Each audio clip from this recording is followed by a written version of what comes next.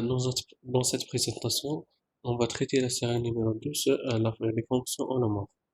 Nous avons 5 exercices à traiter, donc on commence par l'exercice numéro 1. Donc le plan de la présentation, vous avez l'énoncé de l'exercice 1, corrigé de l'exercice numéro 1, l'énoncé de l'exercice 1, corrigé de l'exercice numéro 2, l'énoncé de l'exercice 3, corrigé de l'exercice 3, l'énoncé de l'exercice 4 et corrigé de l'exercice 4, et aussi l'exercice 5 et la correction de l'exercice numéro 5. Donc, on commence par l'exercice numéro 1.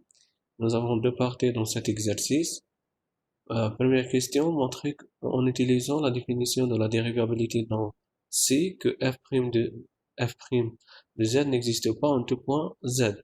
Quand f de z égale z bar et la fonction b f de z égale la partie réelle de z.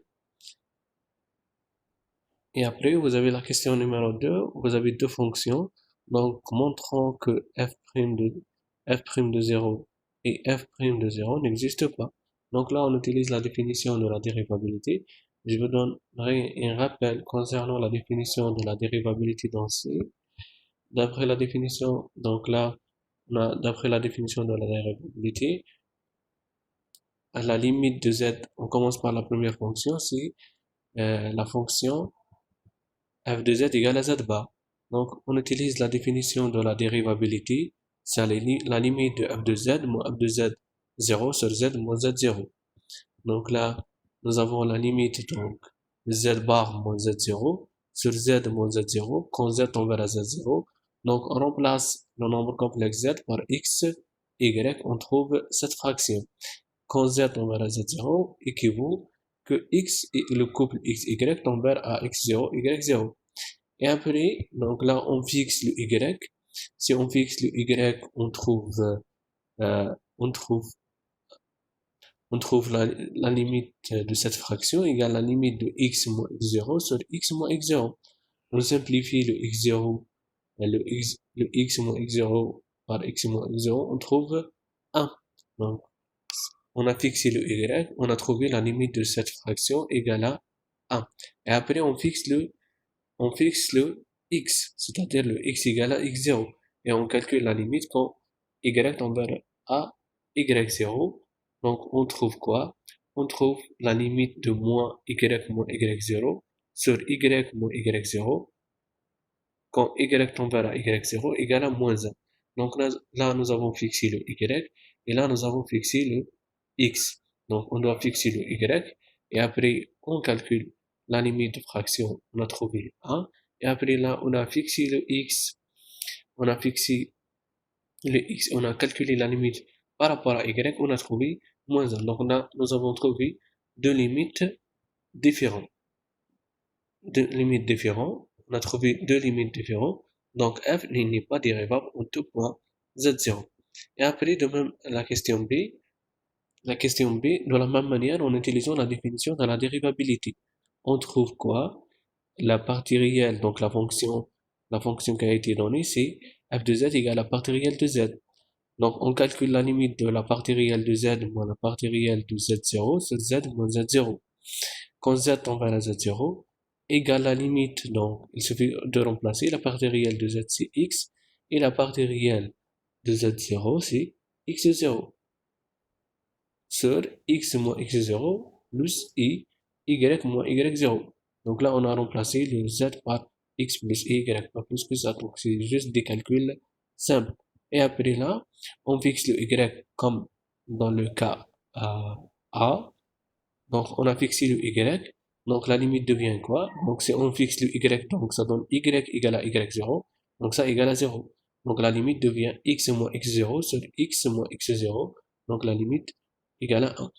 Et après, on fixe le x. Donc, si on fixe le x, c'est-à-dire on met x égale à x0. Et après, on calcule la limite quand y tend vers à y0. Donc la limite devient x moins x0 sur x moins x0. Donc ça donne ici 0, ça est 0. Donc 0 sur y moins y0, ça donne 0. Donc là, on a trouvé deux limites différentes. Donc là, ce qui montre que f n'est pas dérivable dans C. Donc, c'est vraiment facile. Donc là, il suffit de connaître définition de la dérivabilité. Donc vous avez fait ça en cours dans la première partie de cours. Et après, on passe à la question 2a, montrer que f' de 0 n'existe pas. Donc là aussi, on utilise la définition de la dérivabilité. Donc, la définition de la dérivabilité. Donc, on calcule la limite de f de z moins f de 0 sur z moins 0. Quand z on va à z0, où f de z égale à z barre au carré sur z. Donc, ça c'est f de z. La f de 0 c'est 0. Et le z0 c'est 0. Donc, z moins 0. Donc, ça donne z bar au carré, la limite de z bar au carré sur z. Quand z on va à 0. Et après, euh, on remplace par exemple directement le z par x plus y et z bar par x moins y. Et après, on simplifie, donc on simplifie cette écriture. Donc euh, l'écriture devient x moins y sur x plus y, le tout au carré, quand le couple xy tend vers à le couple 0, 0. Et après, donc de même pour, donc on fixe le y par 0, et après on calcule la limite quand x tend vers à 0. Donc si on fixe le y par 0, donc ça donne quoi? Ça donne x sur x, le 2 au carré, quand x tend vers à 0, donc ça donne 1. Et après on fixe le x vers 0.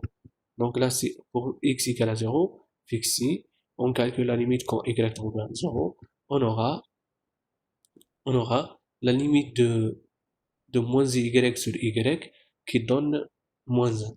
Donc là, nous avons, et après, donc la deuxième, troisième étape, on fixe le, on fixe le, on fait l'égalité entre x et y. Et x tend vers 0. Donc là, ça donne quoi? X moins ix moins ix sur x plus ix le tout au carré. Donc on sort le x comme un facteur commun, ça donne x sur x au carré le tout au carré. Donc là, ça donne 1. Et là, vous avez 1 moins i sur 1 plus i, donc qui donne à la fin moins 1. Donc là, nous avons trouvé trois limites. La première limite, on a trouvé 1. Deuxième limite, là, deuxième limite ici, on a trouvé moins 1. Et la troisième limite, on a trouvé moins 1 aussi. Donc là, nous avons trouvé trois limites différentes. Donc f' de 0. Donc la limite obtenue dépend de la direction dont z tend vers z0, d'où f' de 0 n'existe pas. Voilà. De même pour f, f2 de z. On procède comme dans les cas précédents en montrant que f2 f2 n'est pas dérivable au 0. Donc là, on utilise aussi la définition de la dérivabilité. Une fois on fixe, on fait x, on fixe x, une fois on fixe le y, et une fois on fait l'égalité entre x et y, on trouve on trouve trois limites différentes. On dit que f de z n'est pas dérivable. Donc là, concernant l'exercice numéro A, il faut connaître seulement la définition de la dérivabilité, la limite de f de z moins f de z0 sur z moins z0 existe, alors f est dérivable. Alors f est dérivable si la limite de f de z moins f de z0 moins f de z0 sur z moins z0 quand z tend vers z0 n'existe pas, alors f n'est pas dérivable, comme les cas réels. Voilà. Donc on passe à l'exercice numéro 2. Concernant l'exercice numéro 2, donc déterminer pour quelle valeur de z les fonctions suivantes sont holomorphes. Donc là, nous avons la première fonction, f de z égale à x au carré plus y au carré plus 2xy, et f de z égale à z fois la partie réelle de z, et la troisième fonction, f de z égale à exponentielle z. Donc f est holomorphe, donc on utilise les deux conditions de Cauchy-Riemann. Vous avez un rappel, donc f est holomorphe, c'est la dérivée de e par rapport à x égale la dérivée de v par rapport à y, et la deuxième condition, la dérivée de e par rapport à y moins la dérivée de v par rapport à x. Donc là, on cherche la valeur de z pour que les fonctions sont holomorphes.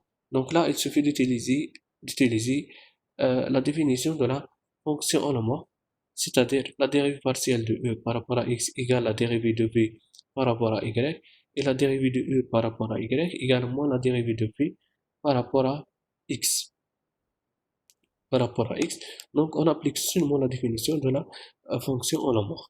Et après, on va voir, est-ce que nous avons l'égalité? Si nous avons l'égalité pour 2x, y, alors la fonction f est holomorphe pour 2z dans C. On commence par le premier cas. Donc, on a f de z égale à x au carré plus y au carré plus i de xy, tel que la partie réelle de f est la fonction e de xy qui est égale à x au carré plus y au carré, et la partie imaginaire de f, c'est la fonction v, xy égale à 2xy.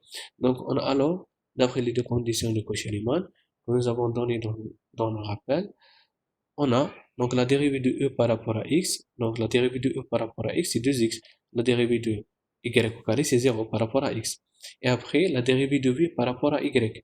La dérivée de v par rapport à y, le x c'est un constant. Donc la dérivée de 2xy par rapport à y, ça donne 2x. Donc là, le premier cas, nous avons l'égalité, quel que soit x dans R. Et après, deuxième condition, on calcule la dérivée de e par rapport à y. La dérivée de e par rapport à y, donc c'est-à-dire la dérivée de x au carré plus y au carré par rapport à y, ça donne 2y. Et après, la dérivée de v par rapport à x, ça donne 2y. Là, la deuxième condition n'est pas vérifiée, c'est seulement si le y égale à 0. Parce que le deuxième condition, le deuxième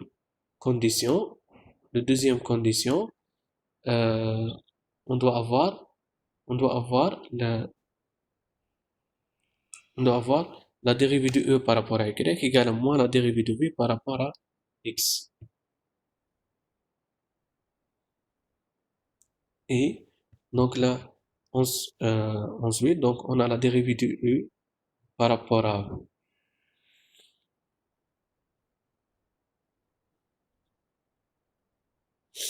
la dérivée de e par rapport à x égale la dérivée de v par rapport à y implique que 2x égale à 2y. Et la dérivée de e par rapport à y égale à moins la dérivée de v par rapport à x, ça donne 2y égale à moins 2y. Donc là, la première condition est vérifiée quel que soit x. La deuxième condition est vérifiée si seulement si y égale à 0. Donc, on conclut f est holomorphe si seulement si y égale à 0, c'est-à-dire le z égale à x. Donc la première fonction est holomorphe si seulement si z égale à x. Voilà. On passe au deuxième cas. Deuxième cas, on a f de z égale à z fois la partie réelle de z. Fois la partie réelle de z, fois la partie réelle de z, qui est égale à x plus y fois x, qui est égal à x au carré plus xy.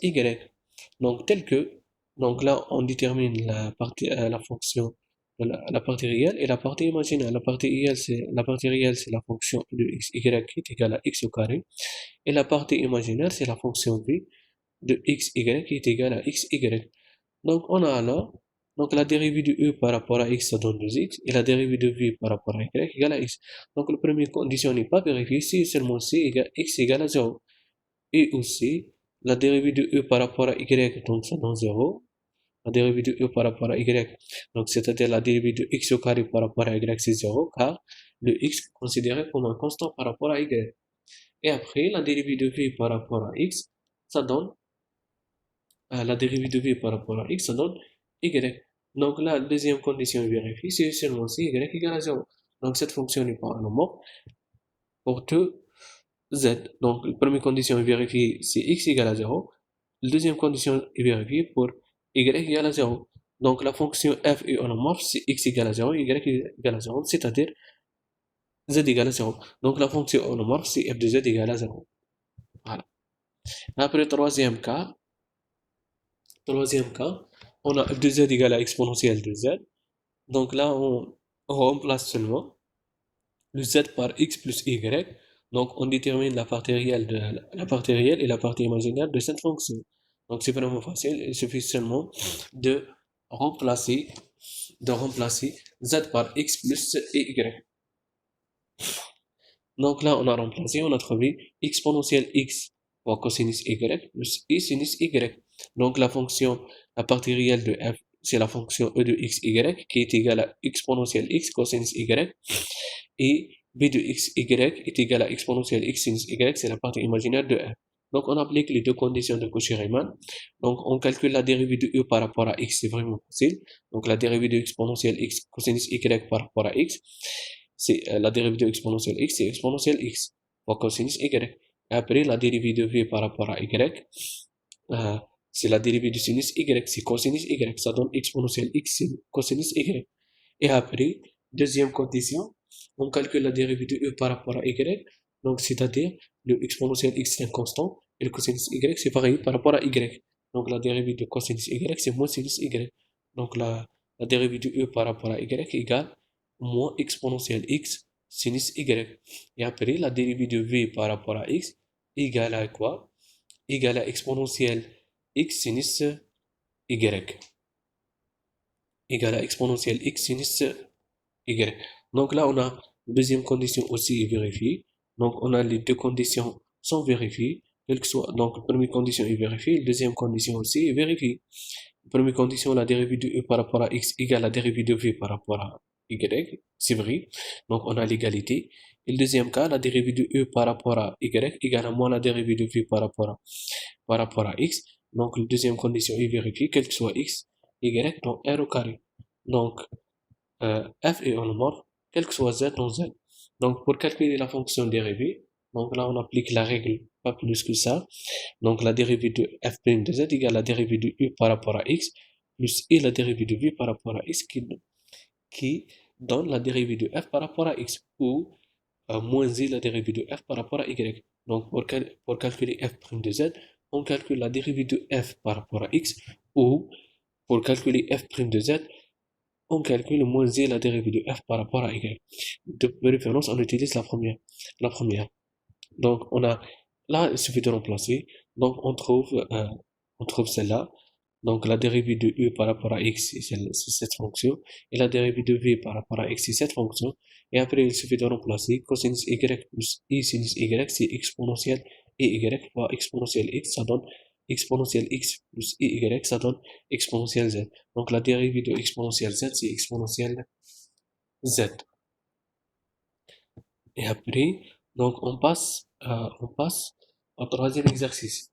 Troisième exercice, examiner si les fonctions suivantes sont holomorphes sur le domaine indiqué. La première fonction, vous avez f de z égale à x au carré moins y au carré plus 2i x y sur c. Et la deuxième fonction, vous avez f de z égale à x sur x au carré plus y au carré plus y sur x au carré plus y au carré sur c différent de 0. Cette cas a été traité en cours, c'est pas la peine de le faire. Et après, troisième cas, vous avez f de z égale à exponentielle y cosinus x fois plus i sinus y sur c. Donc là, f est holomorphe si les deux conditions de Cauchy-Riemann sont vérifiées. C'est-à-dire quoi? La dérivée de e par rapport à x égale la dérivée de v par rapport à y, et la dérivée de e par rapport à y égale à moins la dérivée de v par rapport à x.